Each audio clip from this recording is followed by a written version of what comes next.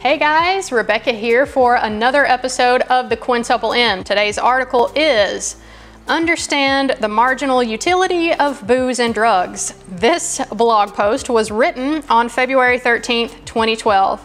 I will link to it in the description box below, as I do all of my other Mr. Money Mustache posts. If you are unfamiliar with Mr. Money Mustache, he is a popular, probably the most popular FIRE blogger out there. He talks about financial independence, retire early, which is my topic on this channel, and I just love his perspective on things. So we will get to this article. For decades, Mr. Money Mustache has walked a fine line between two worlds of people. On one side is the productive and healthy and slightly nerdy land of the non-drinkers, and on the other is the reckless and fun, slightly self-destructive world of the drinkers. I meet many people who are deep in one territory or the other, but a much smaller number who are right in the middle. I know these people do exist, but there seem to be forces in human nature that push us to extremes. So people without much enthusiasm for alcoholic beverages or other recreational drugs end up quitting completely, and people who enjoy them end up taking things up quite a few notches in their youth. Because of my place in the middle of the spectrum, there have been many nights in my life which have involved consuming a few servings of the various party supplies, and if all goes well, getting just a bit out of control and silly. Laughs are had, lifetime stories are created, and ridiculous songs are recorded. I should point out here that Mr. Money Mustache is in Colorado, where certain recreational substances are legal, and that is not the case yet in the rest of the United States. Continuing on. But at some point around 10 p.m., I realize that if I have another drink, I will severely regret it in the morning. After fearfully imagining a hangover, I will invariably start running through the things I hope to accomplish in the next day, as well as the various other reasons I don't want to dump more mild toxins into my body, which hasn't been 18 years old for about 20 years. So I'll fill up a big glass of water and start drinking it, repeating the process until the party ends several hours later. Meanwhile, the true party people will keep pouring themselves stiff drinks or cracking more beers. We're all having a great time, but when the night is through, there will be 4 or 5 bottles in front of me, while a heavy drinking man of my size will have a dozen or so, probably with a few wine and shot glasses on the side, and maybe an empty bag of weed, depending on the crowd. As this pattern has repeated across the many years since I was a teenager, I have seen heavy drinking pulling down quite a few of my friends and coworkers. The luckiest ones are just less wealthy than they would otherwise be. Others have gained weight and lost the ability to do active things outside, in turn leading to other health problems. The least lucky ones are now dead. The difference between light and heavy drinkers is multiplied further when they are placed into an environment where alcoholic drinks are ridiculously expensive, which is any place other than your house. The light drinkers will escape the night with little or no financial damage, depending on how much fun was had before ending up at the bar. The heavy drinkers will dump out tens or even hundreds of their scarce dollars with nothing more to show for it at the end. Much of this difference is explained by alcohol tolerance. Just as your body can adapt to cold and hot weather, bicycle commuting, food surplus and shortage, and almost anything else you can throw at it, so can it adapt to the repeated floods of alcohol through the bloodstream. Alcohol tolerance is looked upon with respect in certain circles. High school football players, mustachioed gamblers in westerns, and college students on spring break still all slap each other on the backs after they pound a fifth of whiskey or funnel a gallon of Bud Light. These people may indeed be somewhat cool because they have developed an unusual ability through perseverance and ignoring pain. But it's a misguided form of coolness because it runs directly against the bushy follicles of your money mustache. A mustachian does not want any sort of alcohol tolerance. It's a sign of weakness because it's a sign that you drink too much and too often. Wikipedia sums this issue up perfectly. Long-term use of alcohol in excessive quantities is capable of damaging nearly every organ and system in the body.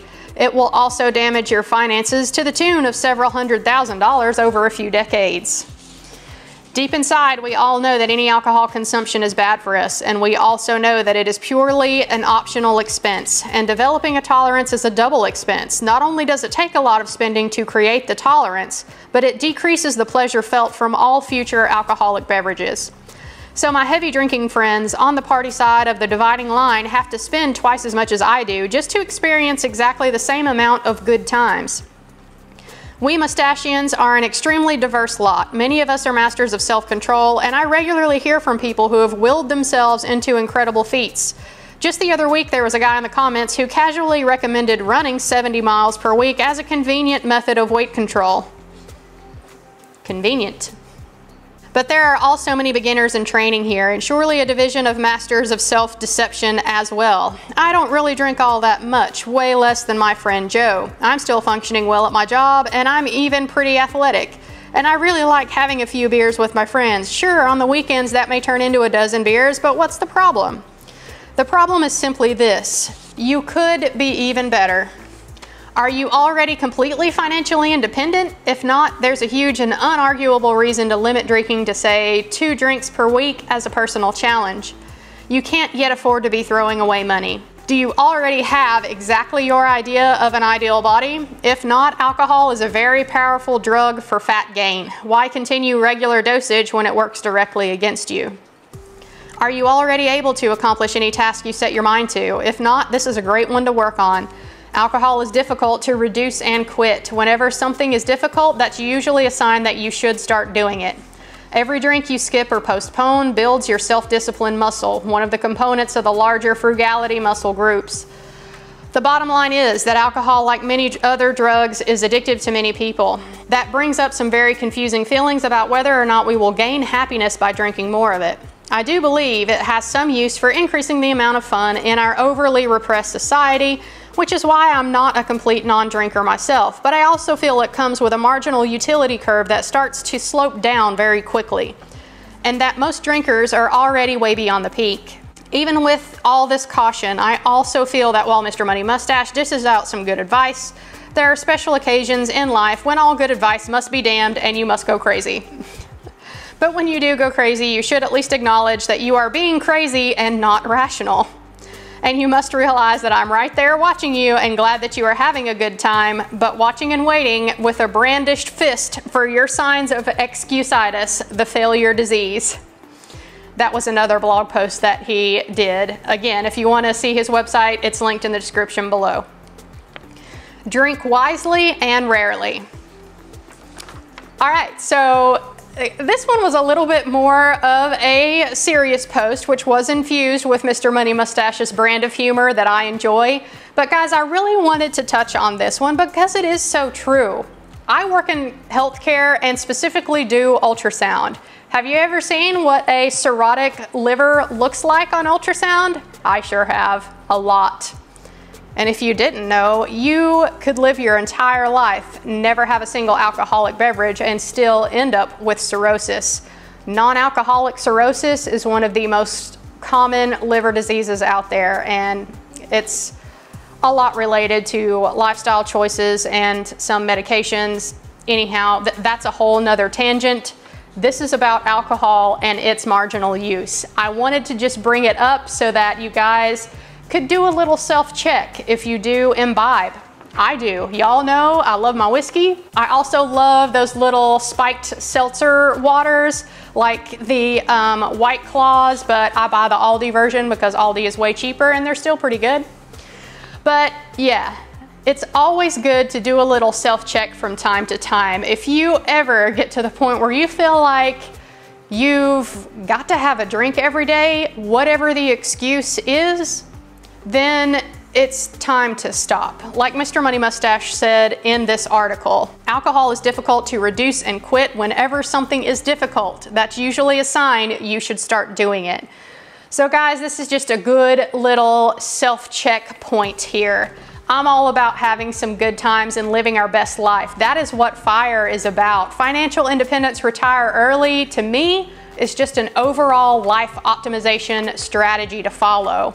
However, one huge point that Mr. Money Mustache did not mention in this article is that sometimes when we have these little demons in our lives that remain in check while we're employed, if we're able to reach financial independence and retire early, sometimes these little demons can become a problem when all of a sudden you don't have to worry about getting to work anymore or maintaining a certain level of sobriety because you have a job that you have to work.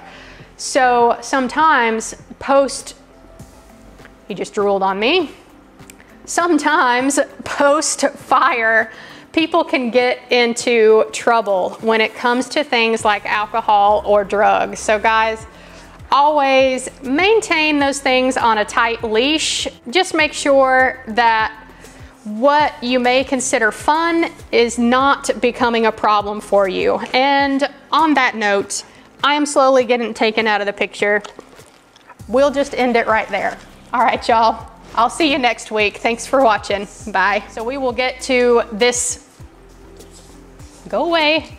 You're gonna knock it over.